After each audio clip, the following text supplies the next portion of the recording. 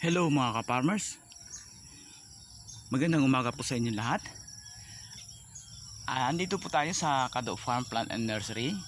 Atin pong itatampok ngayon itong ating paligid ng nasa paligid ng mga ibon.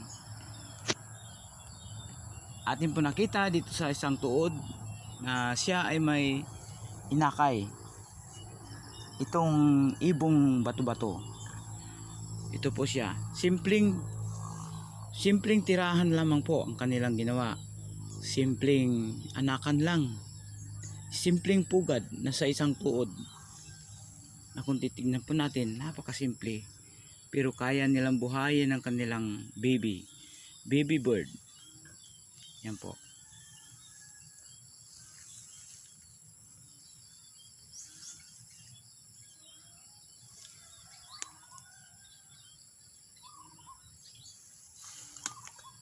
Yan po siya. So mga ka-farmers, ganyan lamang po ang kanilang tirahan. Ganyan lamang po ang kanilang pugad. Sa ating pangalagaan natin ang buhay ng ating mga ibon sa kapaligiran ng ating, lalo na sa kapaligiran ng ating farm. Lahat po ng buhay sa mundo ay may kaugnayan. Kaya dapat naman natin pangalagaan ang mga ibong tulad nito, ibong bato-bato kung tawagin. So ilang araw na lang po ito ay maari nang lumipad, maari nang hayaan ng kanyang nanay na lumipad. Hello birdie, hello bird. So yan lamang po ang kanilang tirahan. So ang kanyang nanay ay lumipad na, may kakayanan ng lumipad, naiwan yung kanyang baby. So galit siya. Hello, wow, hello my friends. So ganyan po, ilang araw na lang lilipad na rin po sila, madidevelop na itong kanilang pakpak.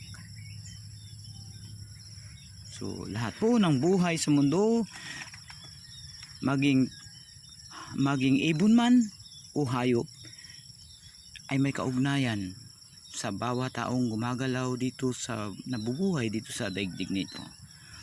Mga ka-farmers, atin na po silang pangalagaan at patuloy silang hayaang lumipad sa paligid ng ating mga farm.